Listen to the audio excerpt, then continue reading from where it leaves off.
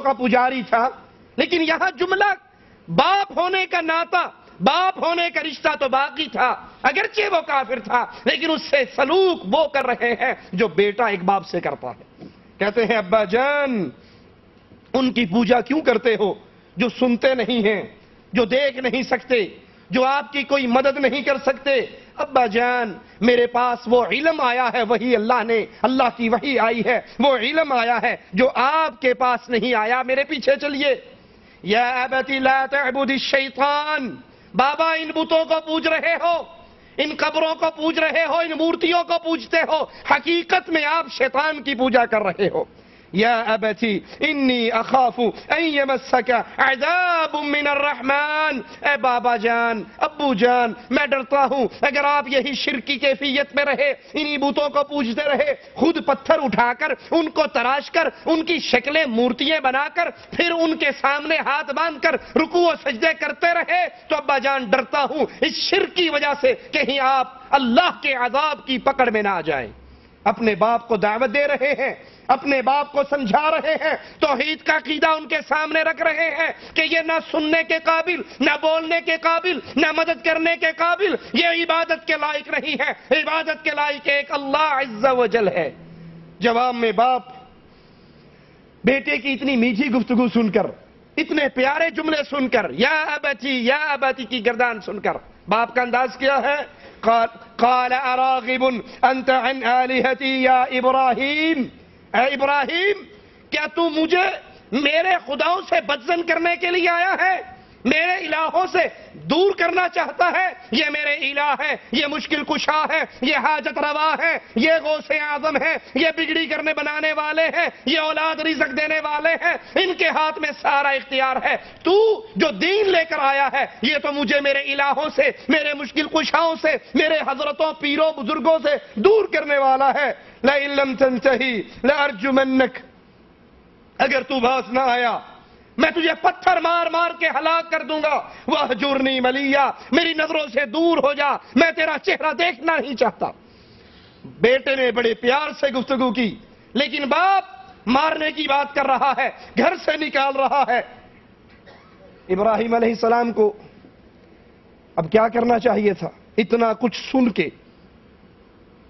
یہ کہنا چاہیے تھا کہ اصل میں غلطی میری ہے جس نے میں نے آپ کے ساتھ نرم بات کی، میٹھا انداز اختیار کیا، آپ کافر ہو، آپ بت پرست ہو، آپ بت فروش ہو، آپ بت پرست ہو۔ نہیں، کسی کا باپ بھلے کافر ہو، بھلے مشرک ہو، بھلے بے دین ہو، بھلے بے نماز ہو، وہ اللہ کا دشمن بھی ہو، ٹھیک ہے یہ اللہ کا باغی اور دشمن ہے، لیکن ایک بیٹے کے ساتھ باپ کا رشتہ تو ہے، باپ کا عدم احترام تو رہے گا۔ اتنی باتیں سننے کے باوجود قتل کی دھمکی، گھر سے نکال دینا، یہ سارا سننے کے بعد ابراہیم علیہ السلام اپنے بابا کو خطاب کر کے کہتے ہیں سلام علیک۔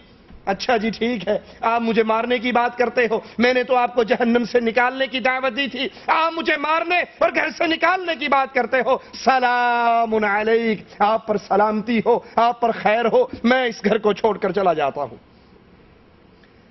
اگر آپ کے والدین اہل ایمان نہیں ہیں، اہل توحید نہیں ہے، یہ شریعت اسلام پھر بھی ان والدین کے ساتھ بدسلوکی کا، بدتمیزی کی اجازت نہیں دیتی کہ آپ ان کے ساتھ گندی زبان، رف زبان استعمال کریں۔ ہاں اگر وہ آپ کو کفر اور شرک کی دعوت دے، آپ نے اس کو تو نہیں ماننا، لیکن زبان، انداز بولتے ہوئے یہ خیال کرنا ہے جس سے میں بات کر رہا ہوں وہ میرا باپ لگتا ہے۔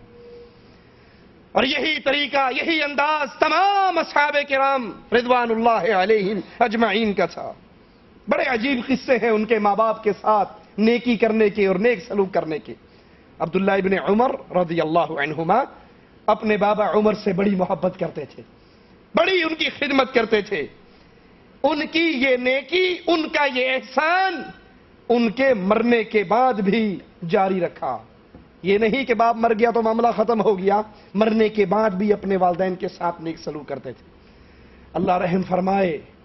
آج کے نوجوان پر اور ہدایت عطا فرمائے۔ زندگی کے اندر ماں باپ کے ساتھ برا سلوک ہے، کبھی بیوی کی وجہ سے ماں کے ساتھ بدتمیزی کرتا ہے، کبھی بیوی کی وجہ سے باپ کے ساتھ بدتمیزی کرتا ہے، کبھی دوستوں کی وجہ سے باپ کے ساتھ برا سلوک کرتا ہے، کبھی ان کو گھر سے نکال دیتا ہے، کبھی ان کے ساتھ زبان درازیاں کرتا ہے۔ افسوس ہے ایسے بد نصیب انسان پر جو ماں باپ کی قدر کو نہ سمجھ سکے۔ اور ادھر میرے نبی کے صحابہ مرنے کے بعد بھی اپنے ماں باپ کے احسان کو یاد رکھتے، ان کے ساتھ اچھا سلوک کرتے۔ عراق سے ایک شخص ابن عمر رضی اللہ عنہما کے پاس آیا اور کہنے لگا ہمارے پاس ایک نیا فرقہ پیدا ہوا ہے جو تقدیر کے انکاری ہیں، تقدیر کو نہیں مانتے، آپ ہمارے ساتھ چلیے، ان کو نصیحت کیجئے۔ ابن عمر رضی اللہ عنہما فرماتے ہیں میں اس قابل نہیں کہ صبر کر سکوں، میں اس قابل نہیں کہ میں صبر کر سکوں، لیکن بتا دینا انہیں کہ ابن عمر تم سے بری ہے، ابن عمر کا تمہارے ساتھ کوئی تعلق نہیں۔ پھر اپنے بابا کو یاد کرتے ہیں اور فوراً کہتے ہیں اے سائل، ایک دن میرے بابا نے مجھے بتایا تھا ایک شخص رسول اللہ صلی اللہ علیہ وسلم کے پاس آیا تھا جس کے بال بڑے کالے، جس کا لباس بڑا سفید، وہ مسافر بھی نہیں تھا، سفر کا کوئی اثر اس کے اوپر نہیں تھا، ہم میں سے کوئی جانتا بھی نہیں تھا، اور نبی کے پاس آ کر بیٹھ کر اس نے اسلام کے بارے میں پوچھا، ایمان کے بارے میں پوچھا، احسان کے بارے میں پوچھا، قیامت کی نشانیوں کا پوچھا۔ تو جب وہ ایمان کا پوچھ رہا تھا اس میں رسول اللہ صلی اللہ علیہ وسلم نے اہل ایمان کی یہ صفت بیان کی تھی، ایمان کی باتوں میں سے یہ چیز بیان کی تھی کہ مومن تب بنتا ہے جب وہ تقدیر کے اوپر ایمان لے کر آتا ہے، مرنے کے بعد بھی اپنے بابا کو یاد رکھتے اور پھر اپنے بابا کی بیان کردہ احادیث کو سناتے۔ ایک اور مقام پر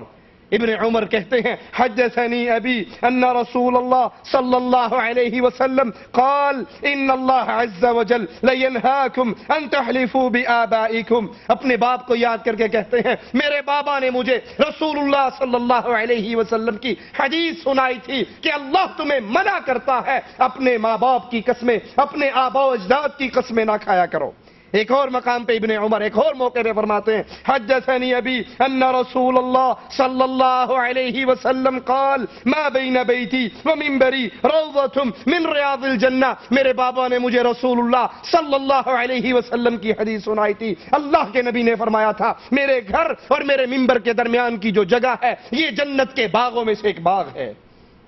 بلکہ ابن عمر رضی اللہ عنہما اپنے بابا سے یا اس کے دوستوں سے ہی حسن سلوک نہیں کرتے تھے، بلکہ ہر اس شخص کے ساتھ نیکی کا برتاؤ کرتے، اچھا سلوک کرتے جس شخص کا اس کے بابا کے ساتھ کوئی رشتہ ہوتا۔ سفر پہ جا رہے ابن عمر، صحیح مسلم میں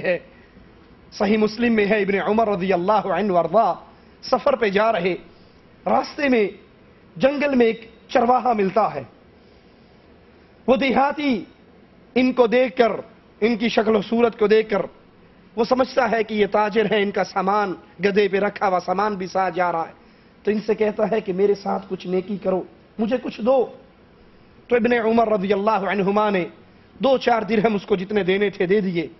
پھر اس سے پوچھتے ہیں اعرابی اس ریگستان میں تم کیا کرتے ہو؟ دیکھیے صحابہ کے حرص، اور پھر تولیے اپنا سلوک، 6 مہینے گزر جاتے ہیں ماں کو سلام نہیں کرتے، ماں کو فون کر کے اس کی کیفیت اور حالت نہیں پوچھتے، اس سے دعاؤں کی درخواست نہیں کرتے، اور نہیں سمجھتے کہ کائنات کی عظیم نعمتوں میں سے ماں اور باپ کی دعا ہے۔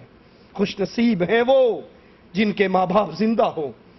اور وہ ان کی خدمت کر کے، مال کے ساتھ، جان کے ساتھ ان سے اچھا سلوک کر کے دعائیں لے کر دنیا اور آخرت کو سنوار لیتے ہیں، اور بد نصیب ہیں وہ جو بیویوں کے پیچھے لگ کر ماؤں کے ساتھ برا سلوک کرتے۔ ابن عمر پوچھتے ہیں اعرابی یہاں کیا کرتے ہو؟ وہ کہتا ہے یہ بکریاں ہیں، ان کو چراتا ہوں۔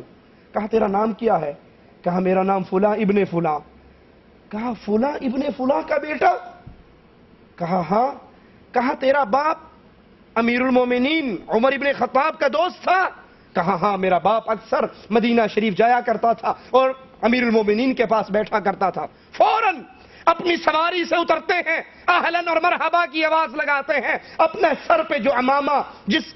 اپنے سر پہ رکھا ہوا ہے وہ اتار کے اس اعرابی کو کہتے ہیں یہ تیرے لیے ہدیہ ہے، جو اپنے اوپر چادر ہے وہ اتار کے کہتے ہیں اے اعرابی اے دیہاتی یہ تیرے لیے ہدیہ ہے۔ اپنے گدھے سے سامان اتارتے ہیں، وہ سامان سارا اس دیہاتی کو دیتے ہیں، کہتے ہیں